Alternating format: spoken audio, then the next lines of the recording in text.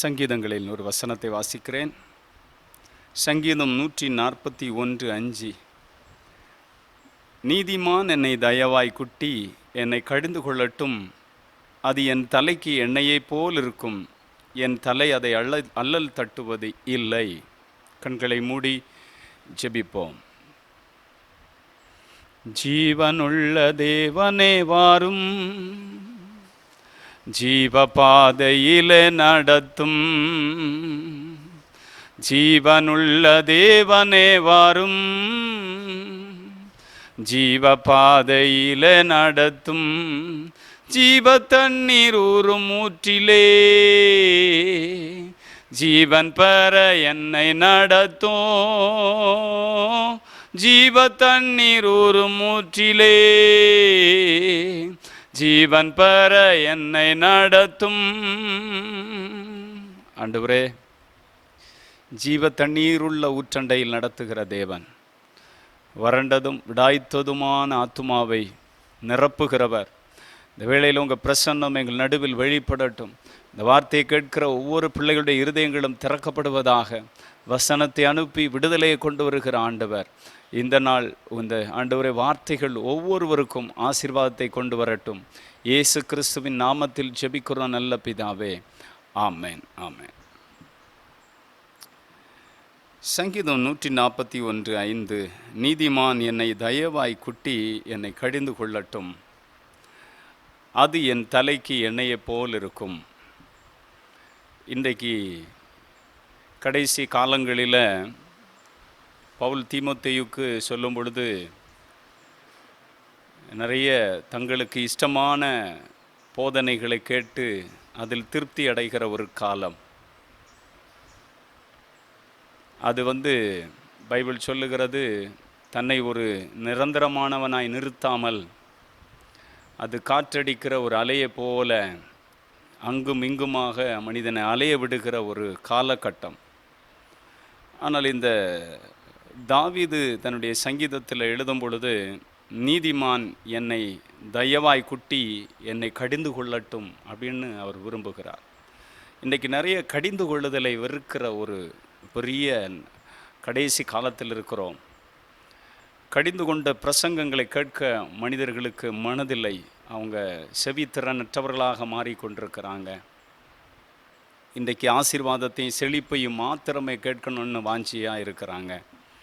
ஆனால் ஆண்டுடைய வார்த்தை சொல்லுகிறது, நீதிமான் என்னை தயவாய் குட்டி என்னை கடிந்து கொள்ளட்டும், அது என் தலைக்கு எண்ணெயை போல் இருக்கும். ஒரு தலையில் எண்ணெய் வச்சா எப்படி ஒரு குழுமையாக இயற்கையின் பயங்கரமான ஒரு சூழ்நிலையில் நம்ம பாதுகாக்கிறதோ, அதே போல் தேவனுடைய ஊழியக்காரர்கள், தேவனுடைய தாசர்கள், தேவ மனிதர்கள் நீதிமானாக தேவனோடு நடக்கிறவர்களுடைய பிரசங்கங்கள், அவர்களுடைய கடிந்து கொள்ளுதல், அவர்களுடைய ஆவிக்குரிய ஆலோசனைகள் ஒவ்வொரு தனி மனிதனுக்கும் ஒரு பெரிய ஆசீர்வாதம் என்று பார்க்க முடியும். என் தலை அதை அல்லல் தட்டுவது இல்லை என்று அவர் சொல்லுகிறார். இன்றைக்கு அல்லல் தட்டுகிறவர்கள் தான் நிறைய இருக்கிறாங்க. இந்த மாதிரிப்பட்ட வார்த்தைகளை கேட்க மனதில்லாமல் போகிற ஒரு காலம். அப்படிப்பட்ட ஒரு காலத்தில் நம்ம வாழ்ந்துட்டுருக்குறோம். எங்கு பார்த்தாலும் பயங்கரமாக ஆசீர்வாதங்களை குறித்து மாத்திரமே பிரசங்கிக்கிற ஒரு காலத்தில் நம்ம வாழ்ந்துட்டுருக்குறோம்.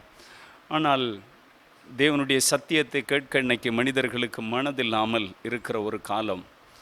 இந்த கடிந்து கொள்ளுவது அது நமக்கு தலைக்கு எண்ணெயே போல் இருக்கும் என்று வசனம் சொல்லுகிறது.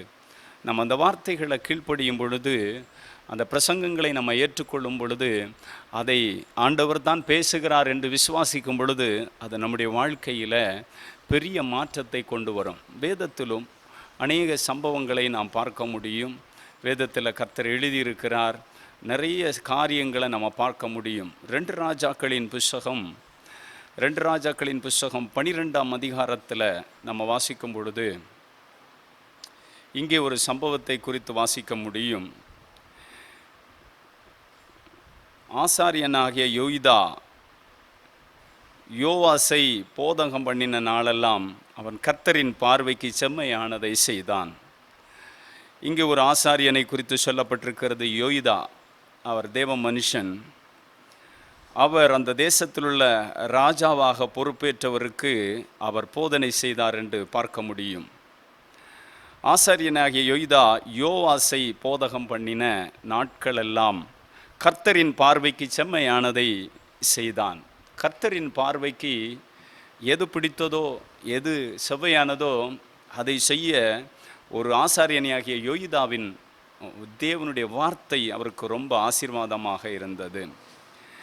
இங்கே நாம் வாசிக்கும் பொழுது அந்த 12:1 யோவாஸ் ராஜாவாகி எருசலேமில் 40 வருஷம் ராஜ்யபாரம் பண்ணினான். அவன் 8 வயதில் ராஜாவானான் என்று பார்க்க முடியும். சின்ன வயதிலிருந்தே அவனுக்கு ஆசாரியனாகிய யோய்தாவின் பிரசங்கங்கள், தேவனுடைய வார்த்தைகள், அவருடைய ஆவிக்குரிய ஆலோசனைகள் அவரை செம்மையாக நடத்தினது. இந்த அதிகாரங்களை நம்ம தியானித்து பார்த்தா, யோய்தாவின் மரணத்துக்கு பிறகு, யோய்தாவின் வாழ்வின் முடிவுக்கு பிறகு அவருக்கு சரியான ஒரு ஆவிக்குரிய ஒரு லீடர்ஷிப் இல்லாமல், ஒரு நல்ல தேவனுடைய நீதிமான் என்னை குட்டி கடிந்து கொண்டு எனக்கு ஆலோசனை சொன்னால் அது எனக்கு தலைக்கு எண்ணெய் வச்சது மாதிரி இருக்குன்னு தாவீது சொன்னபடி, தேவனுடைய ஆலோசனையை சொல்லுகிற ஒரு ஐக்கியம், ஒரு கூட்டாண்மை, ஒரு திருச்சபை தலைவர்களோடு, சபையோடு ஆவிக்குரிய ஒரு ஐக்கியத்தோடு இல்லாத ஒரு சூழ்நிலையில் இந்த ராஜாவுடைய வாழ்க்கை மாறினதை குறித்து வேதத்தில் பார்க்க முடியும்.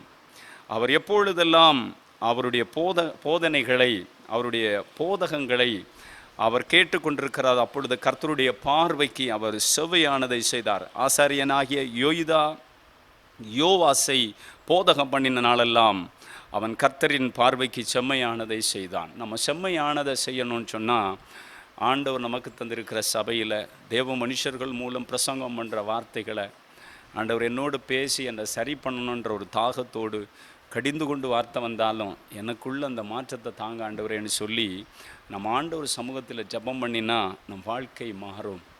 இன்றைக்கு நாட்கள் கடைசி காலம் மாறிக்கொண்டிருக்கிறது. இந்த காலத்தில் ஆண்டவருடைய நல்ல ஆலோசனைகள் ஆவிக்குரிய பிள்ளைகளாகிய நமக்கு அவசியமாக இருக்கிறது. யோய்தா அந்த நாட்களில் அவர் போதகம் பண்ணின நாளிலெல்லாம் அந்த ராஜா தேசத்துக்கு ஒரு ஆசீர்வாதமானவராக இருந்ததை பார்க்க முடியும். வேதத்தில் ஆதியாகமத்தின் புஸ்தகம் 13ஆம் அதிகாரத்தில் ஆபிரகாமையும் லோத்தையும் குறித்து நமக்கு தெரியும். லோத்து ஆபிரகாமோடு கூட வந்தவர். ஆபிரகாம் தேவனுடைய அழைப்பை பெற்று ஊர் என்கிற கல்தேயர் தேசத்தில் தேரா அப்பா சிலை விற்கிற தொழில் செய்த குடும்பத்திலிருந்து தேவன் காண்பித்த தேசத்துக்கு ஆண்டவர் அழைத்த வேளையில் தேவ வார்த்தைக்கு கீழ்ப்படிந்து அவர் ஆண்டவருக்கு பயந்து அவர் புறப்பட்டு வந்தவர். அப்போது 2 பேரும் தேவனால் ஆசீர்வதிக்கப்படுகிறார்கள். ஆனால் அந்த 13ஆம் அதிகாரத்தின் 10வது வசனம் சொல்லுகிறது, அப்பொழுது லோத்து தன் கண்களை ஏறெடுத்து பார்த்து யோர்தான் நதிக்கு அருகான சமபூமி முழுவதும் நீர்வள்ளம் பொருந்தினதாக காணப்பட்டது. கர்த்தர் சோதோமையும் குமாரையும் அழிக்கும் முன்னே சேவாருக்கு போகும் வழி மட்டும் அது கர்த்தருடைய தோட்டத்தை போலவும் எகிப்து தேசத்தை போலவும் இருந்தது. ஒரு பெரிய செழிப்பான இடம். அவர் பார்வைக்கு அது ரொம்ப செழிப்பாக இருந்தார். ஆபிரகாம் சொன்னார், நீ இந்த பக்கம் போனால் நான் அந்த பக்கம் போவேன், நம்ம சகோதரர்கள். ஆனால் ஆபிரகாமுக்கு நல்ல ஆவிக்குரிய தரிசன கண்கள் இருந்தது. ஆனால் லோத்துக்கோ மாம்ச கண்கள் இருந்தது. ஆனால் தரிசன கண்களை உடைய ஆபிரகாம் தேவனை சார்ந்து அவருடைய வார்த்தைக்கு கீழ்ப்படிந்து அவரோடு எப்பொழுதும் ஒரு தொடர்பில் இருந்து கொண்டே இருந்தான். இந்த லோத்துக்கோ உலக பிரகாரமான ஆசை, தன் உலகத்திலுள்ள பல ஆசைகள், அவர் கண்களுக்கு பார்வையான அதை பிடிச்சதை அடையணுன்ற ஒரு விருப்பம் அவருக்கு வந்துச்சு. அதனால் அவர் ஆபிரகாமை விட்டு பிரிந்து போகணுன்ற தீர்மானமும் எடுத்தார். அதனால் அவருடைய இவருடைய வேலைக்காரர்களோடு பிரச்சனை பண்ண ஆபிரகாம் விட்டு லோத்து பிரிந்து தனக்கு அவன் கூடாரத்தை போட்டு கொண்டான் என்று 13ஆம் அதிகாரம் 11வது வசனத்தில் வாசிக்க முடியும். சமபூமி முழுவதையும் தெரிந்து கிழக்கே பிரயாணப்பட்டு போய் இப்படி அவர்கள் இருவரும் அவர்களை பிரிந்து போனார்கள்.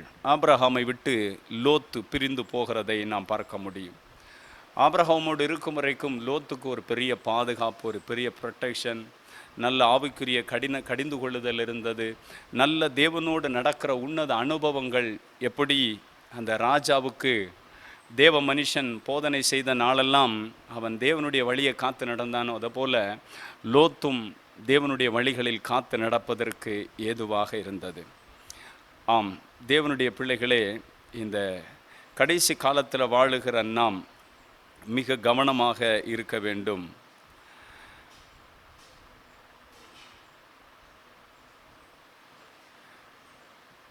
ரெண்டு தீமோத்தேயு 4ஆம் அதிகாரம் 10வது வசனத்தை நம்ம வாசிக்கும் பொழுது, பிரிந்து போகிறவன் தன் இச்சையின்படி செய்ய பார்க்கிறான் என்று நம்ம பார்க்க முடியும். இந்த கடைசி காலத்தில் நிறைய மக்கள் தேவ சமூகத்தையும் தேவ பிரசன்னத்தையும் ஆவிக்குரிய வாழ்வையும் விட்டு பிரிந்து உலக பிரகாரமான வாழ்வுக்கு தங்களை ஆயத்தப்படுத்தி கொள்ள ஒரு லோத்து ஆபிரகாமை விட்டு பிரிந்து போகிறது போல இந்த கடைசி நாட்களில் தங்கள் கண்களுக்கு பார்க்கும் பொழுது ஏதேன போல அது இருக்கிறது அப்படின்னு சொல்லி அந்த கண்களின் மயக்கமான அந்த இச்சைகளுக்கு இடம் கொடுத்து தேவ சமூகத்தை விட்டு பிரிந்து போகிறதை நாம் பார்க்க முடியும்.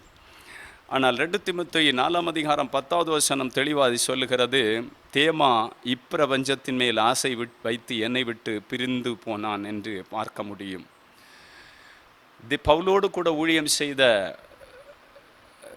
தேமா என்று சொல்கிற மனுஷனை குறித்து அவர் சொல்லும் பொழுது, இப்பிரபஞ்சத்தின் மேல் ஆசை வைத்து, இந்த உலகத்தின் மீது ஆசை வைத்து தேவனுடைய ஆலயத்துக்கு போய் பிரசங்கங்களை கேட்டு ஆவிக்குரிய ஆலோசனைகளை கேட்டு கர்த்தருக்குடைய வழியில் நடக்கணும்னு சொன்னால் நம்ம விரும்பினபடியெல்லாம் செய்ய முடியாது அப்படின்னு சொல்லிட்டு சிலர் ஆண்டவருடைய போதனைகளை கேட்கறது கிடையாது, ஆலயத்துக்கு போகிறது கிடையாது. பிரசங்கங்களை கடினமாக இருந்தால் அதற்கு விரோதமாக பேசுகிறது, கிரியை செய்கிறது. ஆனால் தாவீது தன்னுடைய அனுபவத்தில் சொல்லுகிறார், என் நீதிமான் என்னை குட்டி எனக்கு அவங்க கடிந்து ஆலோசனை சொல்லட்டும், அது என் தலைக்கு என்ன, அது எனக்கு ஆசீர்வாதம் அப்படின்னு சொல்கிறார்.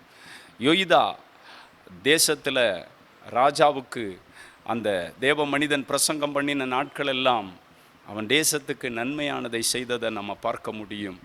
ஆபிரகாமோடு லோத்திருந்த காலமெல்லாம் அவன் தேவனுக்கு பயந்து நன்மையை செய்து தேசத்தில் ஆசீர்வாதமாக இருந்ததை நாம் பார்க்க முடியும்.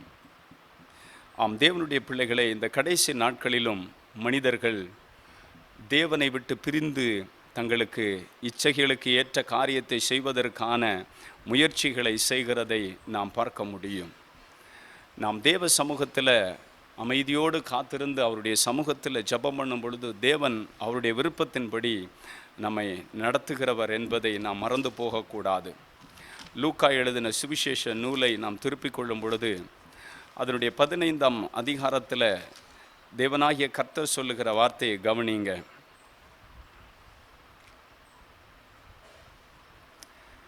இங்கே லூக்கா 15ஆம் அதிகாரத்தில் இளைய குமாரனை குறித்து நம்ம பார்க்க முடியும்.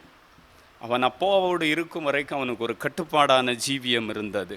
தனக்கு விருப்பமானபடி அவனுக்கு எதையுமே செய்ய முடியாத ஒரு சூழ்நிலை. அவனுக்கு ஆண்டவர் பயம், தேவனுடைய வழிகள் எல்லாம் இருந்துச்சு. ஆனால் அவனுக்கு அங்கே இருக்க முடியாமல் அவன் பிரிந்து போகணுன்னு ஆசைப்பட்டான். அவன் அதனால் அப்பா கிட்ட சொத்தை பிரித்து வாங்கி கொண்டு தூர தேசமாய் போய் துன்மார்க்கமாய் வாழ ஆரம்பித்தான். லூக்கா 15ஆம் அதிகாரத்தில் நம்ம வாசிக்க முடியும். அப்பாவுக்கு 2 பிள்ளைகள். மூத்தவன் அப்பா கூட இருந்தான், இளையவன் சொத்தை பிரித்து வாங்கி கொண்டு துன்மார்க்கமாக வாழ ஆரம்பித்தான். ஏன்? அவன் பிரிந்து போன பிறகு அவன் இஷ்டம் போல் வாழ முடிஞ்சது. தேவனுடைய ஆலோசனையை கேட்டு இருக்கும் வரைக்கும் அவனுக்கு நல்ல ஒரு ஆவிக்குரிய ஜீவியம் நன்றாக இருந்தது. ஆனால் வேதம் நமக்கு தெளிவுபடுத்துகிறது.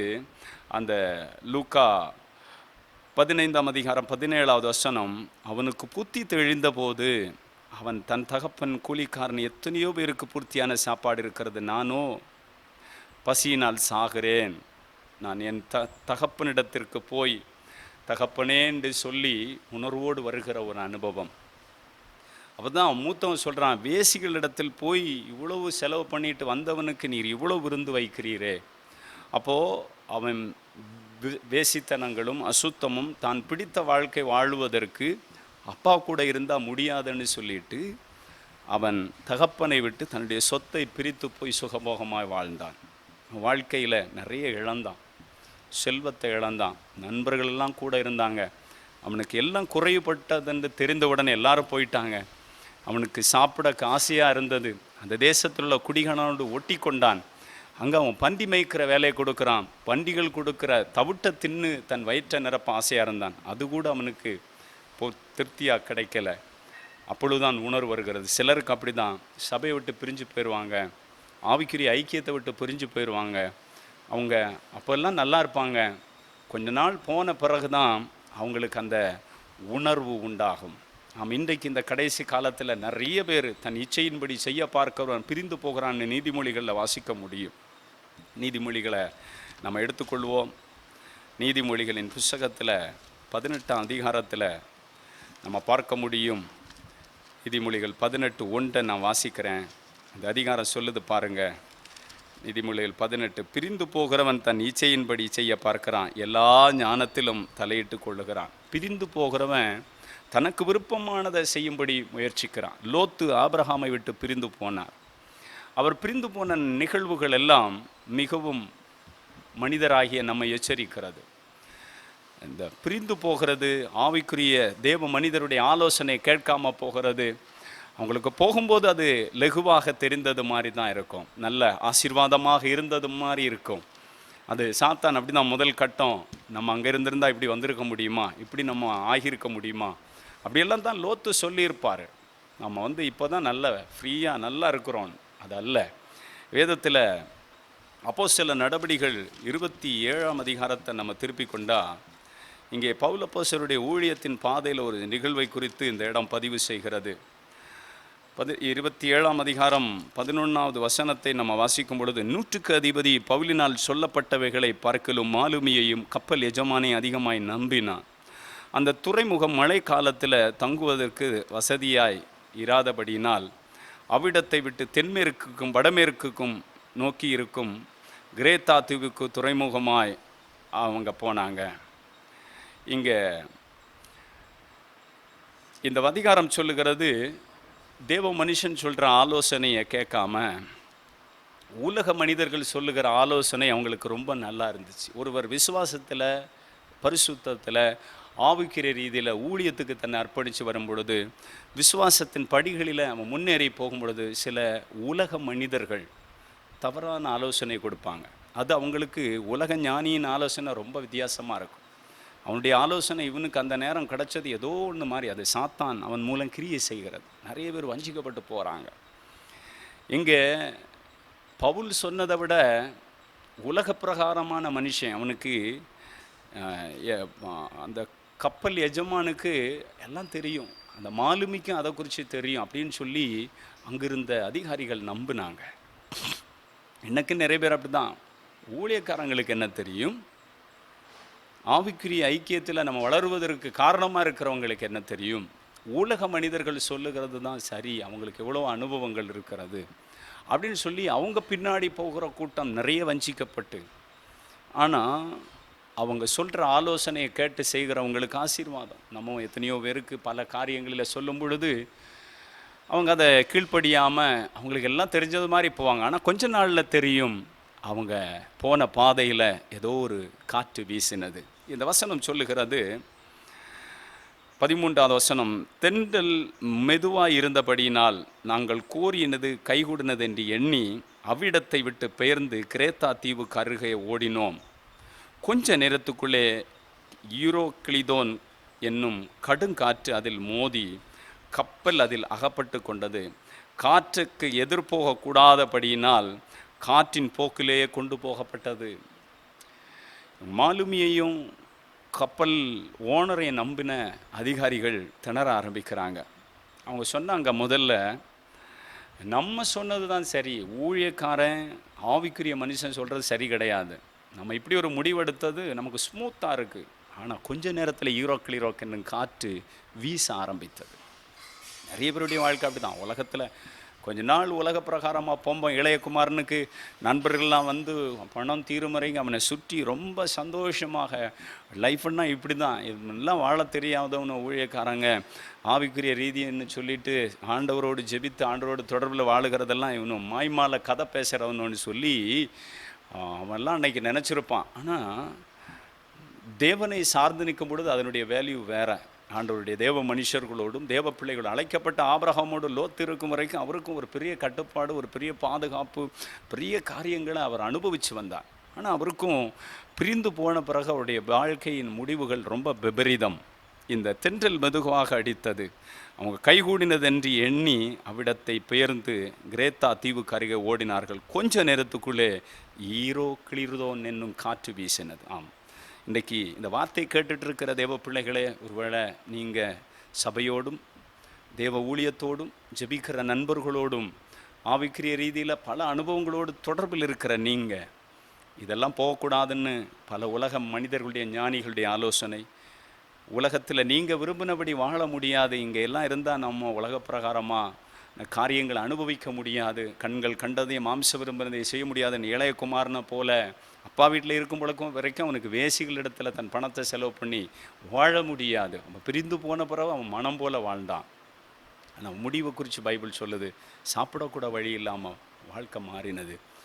ஐயோ, நான் போதகத்தை வெறுத்தேனே, போதகரை சொல்ல நான் கேட்காம போனேனே, சமுதாயத்தில் கொஞ்சம் குறை எல்லாருக்கும் நான் மிக மோசமானவன் ஆனேனேன்னு புலம்பும் காலம் வரும்னு ஆண்டவர் வேதத்தில் நீதிமொழிகளில் எழுதியிருக்கிறார். இன்றைக்கு நிறைய பேருக்கு ஆண்டவர் சொல்லும் பொழுது அவங்களுக்கு அதை கேட்கும் மனதில்லை, ஆனால் கடைசியில் உட்காந்து அழுவாங்க. இன்றைக்கி நிறைய பேருடைய வாழ்க்கை இதுதான். இன்றைக்கி ஆண்டவர் உங்களோடு பேசி கொண்டிருக்கிறார். தேவனுடைய நீங்கள் அழைக்க மனிதர்களோடு நின்று கர்த்தருக்காக சாதியுங்கள், ஆவிக்குரிய ஐக்கியத்தோடு இணைந்து செயல்படுங்கள், தேவனுக்காக காரியங்களை செய்யுங்கள். ஏதோ நாங்கள் போனதெல்லாம் கைவிடு வந்ததுன்னு நினைக்காதீங்க. கொஞ்ச காலத்து நேரத்துக்குள்ளே ஈரோ கிளீரோ காற்று வந்து கப்பலை கட்டுப்பாட்டை இழக்க செய்து அது போகிற போக்கு இழுத்து கொண்டு போகும். அதிலும் தேவ மனுஷன் அடுத்து தான் அவர் சொல்கிறார், இனிமே கப்பல் சேதமாக இல்லாமல் உயிர் சேதம் வராது, ஆண்டவர் பாதுகாப்பார்.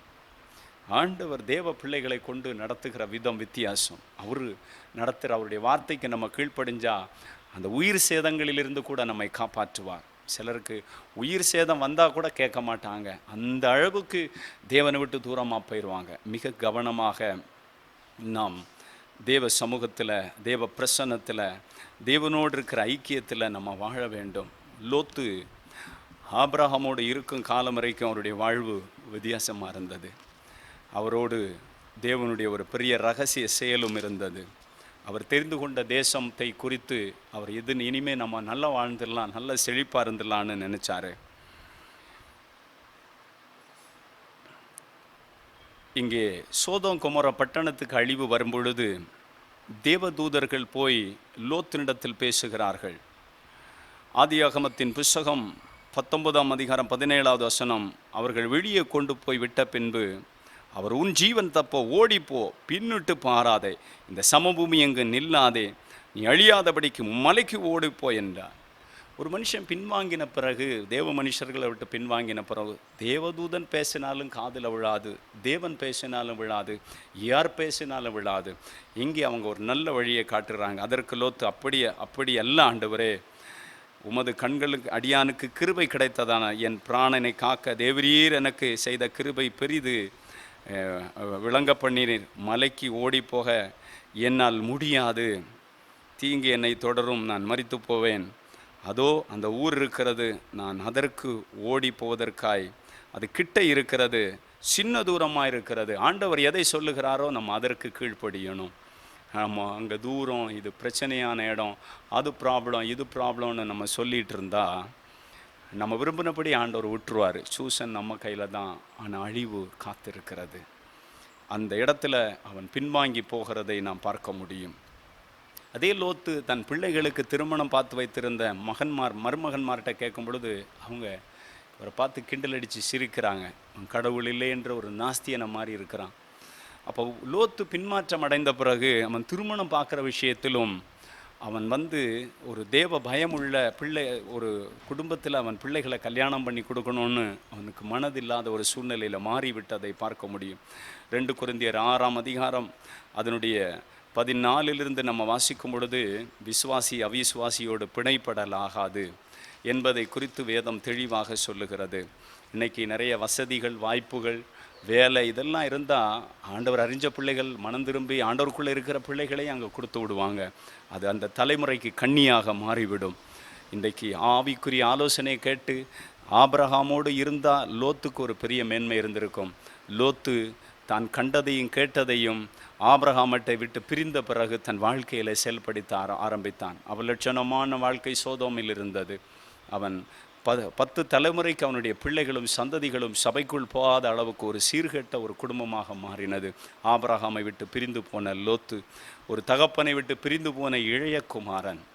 ஆம் தேவ பிள்ளைகளே, வேதத்தில் நம்ம வாசிக்கும் பொழுது ஒரு ராஜாவாகிய அவன் ஆட்சி செய்த காலத்தில் அந்த ஆசாரியன் பிரசங்கம் பண்ணின காலம் எல்லாம் அவன் நன்மையானதை செய்தான். அவருடைய இடத்துக்கு பிறகு அவன் அந்த ஆலோசனை கேட்காத பிறகு அவனுடைய ராஜ்யத்தில் அவன் செய்ததெல்லாம் விபரீதம். இன்றைக்கி சபையின் ஆவிக்குரிய சத்தியங்கள், தேவ பிள்ளைகளோடு ஊழியத்தில் இருக்கிற தொடர்புகள், நம்முடைய ஜெபம், இதெல்லாம் மிக முக்கியம். இதெல்லாம் நீங்கள் அற்பமாக எண்ணி நீங்கள் பின்வாங்கி போவீங்கன்னு சொன்னால் அதனுடைய காரியம் விபரீதத்தை நம்ம தான் நிறைய வேல்யூபுல்லாக இழக்கிறோம். நம்ம சந்ததிக்கு சாபத்தை தேடி வைக்கிறோம். லோத்துடைய குடும்பம் அழிந்து போவதற்கு காரணமாக மாறினது. எல்லாரும் கண்களை மூடி ஜெபம் பண்ணுவோம். அன்பு இரக்கமுள்ள ஆண்டவரே, இன்றைக்கு நீர் என்னோடு பேசி இருக்கிறீரப்பா. எங்கள் குடும்பத்தில் உலகத்தை நம்பி உலக மனிதர்களுடைய ஆலோசனை கேட்டு உம்மை விட்டுட்டோம் ஆண்டவரே. இதனால் நாங்கள் இன்றைக்கி நிறைய காரியத்தை இழந்து உம்முடைய ஆசீர்வாதத்தை இழந்திருக்கிறோம். சமாதானம் இல்லையே, சந்தோஷம் இல்லையே, ஆசீர்வாதம் இல்லையப்பா. நாங்கள் உங்ககிட்ட வருகிறோம். ராஜாவுக்கு ஆசாரியன் போதித்த காலமெல்லாம் அவன் ரொம்ப பிளஸடாக இருந்தாரே, நல்ல ஆண்டவருடைய வழிகளை காத்து நடந்தாரே என்று வாசிக்கிறோமே. ஆண்டவரே, நீதிமான் என்னை குட்டட்டும், அது என் தலைக்கு எண்ணெயாக, கடிந்து கொண்டு புத்தி சொல்லட்டும், அது என் தலைக்கு எண்ணெயாக இருக்கிறது. ஹல்லேலூயா. ஆண்டவர், அதை நான் அல்லல் தட்டுவது இல்லை. தாவீதை போகல ஆண்டவர் என்னோடு கடிந்து கொண்டு பேசினாலும் அதை சந்தோஷமாக ஏற்றுக்கொள்வேன் என்ற இருதயம் ஒவ்வொருவருக்கும் கொடுங்க ஆண்டவரே. அப்பா, இளையகுமாரன் பிரிந்து போய் தன் வாழ்க்கையில் பாவ வாழ்க்கை வாழ்ந்து தன் வாழ்க்கையை இழந்து போனானே ஆண்டவரே. இந்த மாதிரி எங்கள் தேசத்து குடிகள், என் தேசத்து மக்கள், எங்கள் ஜனங்கள் இழந்து போகாதபடி காத்துக்கொள்ளும். வேலியடையும் இப்பொழுது வியாதியோடு கஷ்டத்தோடு பின்மாற்றம் அடைந்து தேவ வார்த்தையை கூட கேட்கும் திறன் இல்லாமல் போயிருக்கிற ஒவ்வொருவரும் இன்றைக்கு இயேசுவின் நாமத்தில் விடுதலை அடைவார்களாக, ஆசீர்வதிக்கப்படுவார்களாக. தேவன் அவர்களை தொட்டு தூக்கும், உமது பிள்ளைகளாக மாற்றும். இயேசு கிறிஸ்துவின் நாமத்தில் ஆண்டவரே ஜெபிக்கிறோம். இந்த மகிமை டிவி ஆசீர்வதியும். இதன் மூலம் உடைய வல்லமை வெளிப்படட்டும். இந்த நிகழ்ச்சிக்கு ஸ்பான்சர் பண்ணுற குடும்பத்தை ஆசீர்வதியும். உங்களுக்கு பல நன்மைகளை தந்து பிளஸ் பண்ணும். இந்த வார்த்தையை கேட்டுட்டு இருக்கிற ஒவ்வொரு குடும்பங்களிலும் தெய்வீக சமாதானம் இறங்கட்டும். வியாதிகள் வெளியேறட்டும். பிசாசின் கிரியைகள் அழியட்டும். ஆண்டவரே, நன்மைகள் உண்டாகட்டும். தொடுங்கப்பா, விடுதலையாக்குங்க. உமது பிரசன்னத்துக்குள்ளே விட்டு தருகிறோம். இயேசு கிறிஸ்துவின் நாமத்தில் ஜெபிக்கிறோம் நல்ல பிதாவே. ஆமென், ஆமென், ஆமென்.